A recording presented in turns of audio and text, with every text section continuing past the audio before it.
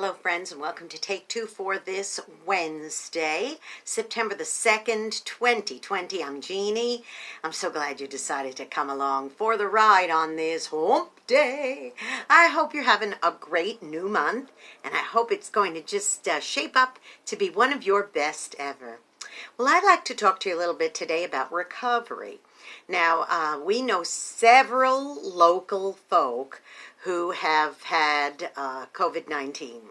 Some of them more serious and more severe than others, but in every case, I'm very pleased to announce, every single one recovered. Now, some recovered right away. They had a lighter case, if you will.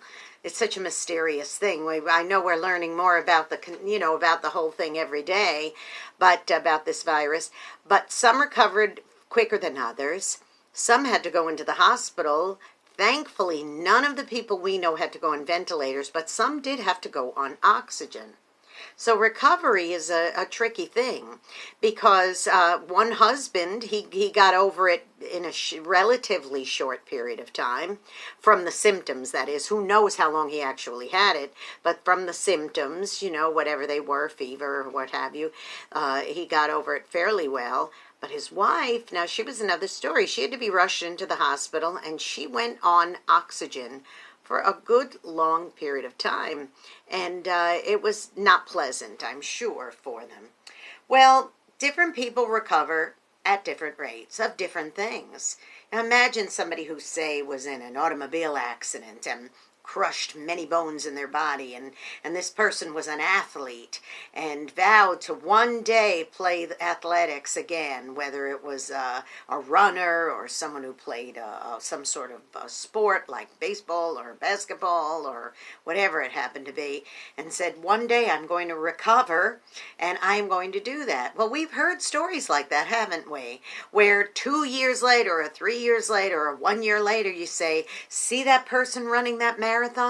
That person was in a serious automobile accident not 1 year ago and had all these bones crushed in their body, and look at that now. So some recoveries take longer than others, some are shorter than others, but it's always good when people recover. It's always good news when we hear that.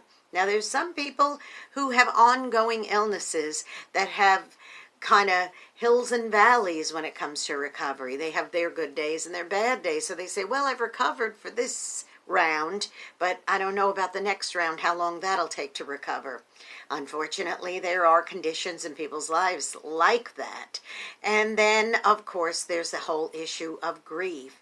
Different people grieve at different levels. I see the correlation between the two, because just because somebody gets over grief quicker than another, that doesn't mean that it's not going to take the one taking longer, a longer period of time, the same way recovery happens.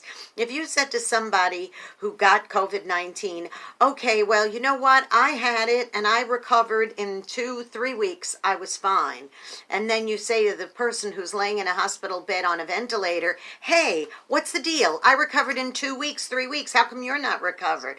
Different people recover at different rates, and it's the same with grief. And I'm going to really stress that because I know that I've gone to grief support groups and that kind of thing and read books on grief, particularly having lost now both of my mom and my dad, both parents. And, I'm discovering that different people grieve at different rates. Now, I'm not saying that some people who really, really should be much better by now have stretched it out for whatever selfish reasons they might have. Maybe it's getting them attention or that kind of thing. I'm not talking about that. I'm talking about genuine grief. And I remember talking to somebody who'd lost their spouse and said, for 4 straight years, somebody had been married like 50 years. For 4 straight years, I cried every single day.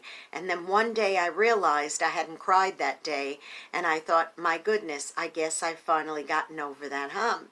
Now you could say, that's ridiculous. How could you cry for 4 straight years? Well, that's what it took for her to get over her grief. Not get over, but you know what I'm saying.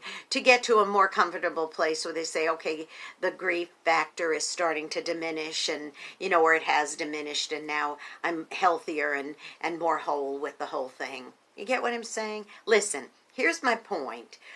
Don't tell people you should do this or you should do that or your recovery should be faster or your grief should be faster. Don't say that to people because different ones have to recover and grieve at their own pace, okay? Just share it in love with them, okay? Share in love with them how your experience was, and that's what you share. Don't tell people how to grieve, how to recover. Don't tell them. Encourage them, encourage your story with them, but let people do it at their own pace, okay? Now listen, you go out and be a blessing to somebody today, okay? If that means that you be a shoulder to cry on and listen to them as they grieve or as they recover. And of course, if they're contagious, you might have to do it, by a Zoom call or something, but you understand what I'm saying. Don't be foolish, okay? Because as I said, when you're a blessing, you may end up being the only one who is. Hey, don't forget to subscribe to my YouTube channel too, okay? Jeanne Sigler, Jeannesigler. Hit the subscribe button. Hit that notification bell. You'll be notified every time I post another Take Two. All right, have a terrific home day. And I'll see you Friday, okay, for my Unsung Hero of the Week. I love ya. Take care now. Bye-bye.